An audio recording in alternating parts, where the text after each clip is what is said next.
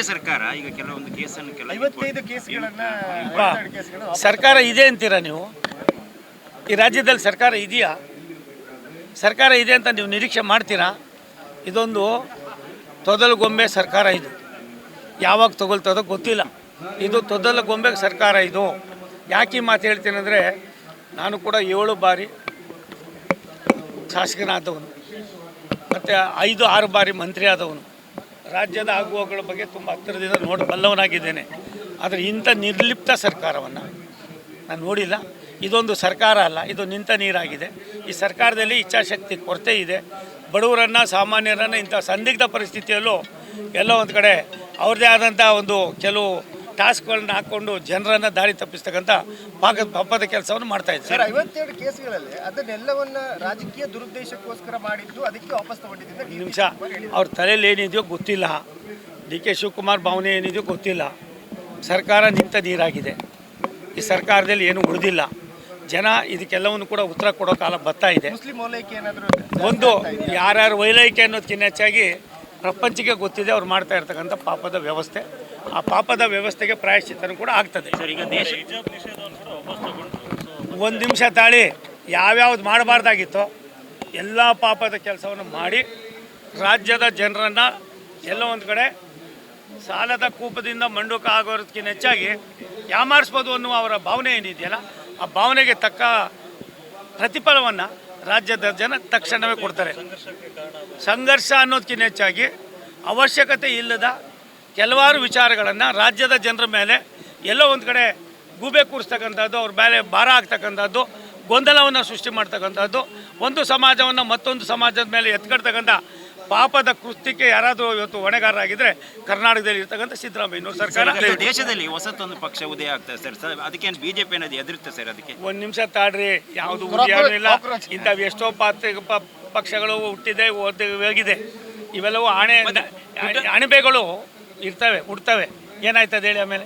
ಇವೆಲ್ಲ ಆಗ್ತವೆ. ಟ್ವಿಟರ್ ಖಾತೆ ಯಾಕೆ ಬ್ಯಾನ್ ಆಯ್ತು ಸರ್? ಒಂದು ನಿಮಿಷ ತಾಳಿ, ಯಾರ ಖಾತೆನೂ ಯಾರು ಬ್ಯಾನ್ ಮಾಡಿಲ್ಲ. ಒಂದು ಏನೆಲ್ಲ ಸೃಷ್ಟಿ ಮಾಡ್ತಕ್ಕಂಥ ಪಾಪದ ಕೆಲಸ ಆಗ್ತಾಯಿದೆ. ಸುಳ್ಳನ್ನು 1000 ಸಾರಿ ಹೇಳೋದು ಸುಳ್ಳಾಯ್ತದೆ ಅನ್ನೋದು ಅವ್ರ ತಲೆಯಲ್ಲಿಲ್ಲ. ಆ ಸುಳ್ಳನ್ನು ಪಾಪದ ಕೆಲಸವನ್ನು ಮಾಡ್ತಾ ಇದ್ದಾರೆ. ಭಾರತ ಸರ್ಕಾರ ಸನ್ಮಾನ್ಯ ನರೇಂದ್ರ ಮೋದಿಯವರ ನಾಯಕತ್ವದ ಅಭಿವೃದ್ಧಿಯ ಚಿಂತನೆಯನ್ನು ಹೊರತುಪಡಿಸಿದ್ರೆ ನಮ್ಗೆ ಬೇರೆ ಏನಿಲ್ಲ. ಈ ದೇಶವನ್ನು ವಿಶ್ವದ ಭೂಪಟದಲ್ಲಿ 2ನೇ ಸ್ಥಾನಕ್ಕೂ 1ನೇ ಸ್ಥಾನಕ್ಕೆ ತಗೊಂಡು ಹೋಗ್ಬೇಕು ಅನ್ನೋದು ನಮ್ಮ ನಾಯಕರ ಒಂದು ಇಚ್ಛಾಶಕ್ತಿ. ಬನ್ನಿ ಮಾತಾಡ್ತಾರೆ.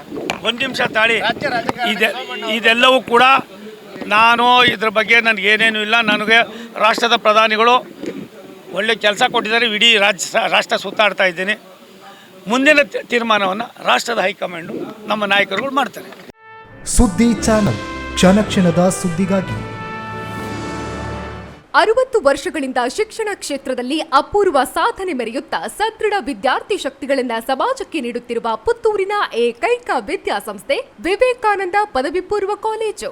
98% ಅಧಿಕ ಅಂಕಗಳನ್ನು ಪಡೆದಿರುವ ವಿದ್ಯಾರ್ಥಿಗಳಿಗೆ ಉಚಿತ ಶಿಕ್ಷಣ.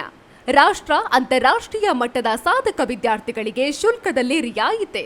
ಅನುಭವಿ ಅಧ್ಯಾಪಕ ವೃಂದ, ವಿಶಾಲವಾದ ಪ್ರಯೋಗಾಲಯ, ಗ್ರಂಥಾಲಯ, ನೀಟ್, ಜೆಇಇ, ಸಿಇಟಿ ಹಾಗೂ ಸಿಎ ಫೌಂಡೇಶನ್ ಕೋರ್ಸ್ಗಳಿಗೆ ತರಬೇತಿ. ಐಎಎಸ್, ಐಪಿಎಸ್ ನಂತಹ ಸ್ಪರ್ಧಾತ್ಮಕ ಪರೀಕ್ಷೆಗಳಿಗೆ ತರಬೇತಿ. ವಾಣಿಜ್ಯ ವಿಭಾಗದ ವಿದ್ಯಾರ್ಥಿಗಳಿಗಾಗಿ ಸಿಎಸ್ಇಇಟಿ ಹಾಗೂ ಸರ್ಟಿಫಿಕೇಟ್ ಕೋರ್ಸ್ಗಳಿಗೆ ತರಬೇತಿ. ವಿಕಸನ ಟಿವಿ ಹಾಗೂ radio Panchajanya 90.8 FM. College bus ವ್ಯವಸ್ಥೆ. ಕ್ರೀಡೆಗೆ ಒತ್ತು ಕೊಟ್ಟು ವಿಶಾಲವಾದ ಕ್ರೀಡಾಂಗಣ. ವಿದ್ಯಾರ್ಥಿನಿಯರಿಗಾಗಿ ಕಾಲೇಜ್ ಕ್ಯಾಂಪಸ್ನಲ್ಲೇ ಪ್ರತ್ಯೇಕ ವಸತಿ ನಿಲಯಗಳು. ಅರ್ಹ ಬಡ ಪ್ರತಿಭಾವಂತ ವಿದ್ಯಾರ್ಥಿಗಳಿಗಾಗಿ ಹಲವು ವಿದ್ಯಾರ್ಥಿ ವೇತನಗಳು. ರಾಷ್ಟ್ರ, ಅಂತಾರಾಷ್ಟ್ರೀಯ ಮಟ್ಟದಲ್ಲಿ ವಿದ್ಯಾರ್ಥಿಗಳ ಸತತ ಸಾಧನೆ. ನಮ್ಮಲ್ಲಿ ಲಭ್ಯವಿರುವ ಕೋರ್ಸ್ಗಳು: ವಿಜ್ಞಾನ ವಿಭಾಗ, ಪಿಸಿಎಂಬಿ, ಪಿಸಿಎಂಸಿ, ಪಿಸಿಎಂಎಸ್, ಪಿಸಿಎಂಎ. ವಾಣಿಜ್ಯ ವಿಭಾಗ, ಎಸ್ಸಿಬಿಎ, ಎಸ್ಸಿಬಿಎ, ಇಸಿಬಿಎ. ಕಲಾ ವಿಭಾಗ, ಎಚ್ಇಪಿಎಸ್. ವಿವೇಕಾನಂದ ಪದವಿ ಪೂರ್ವ college, Nehru Nagar, Puttur. 80737 00468 81050 72386. Website www.vivekanandapuc.com.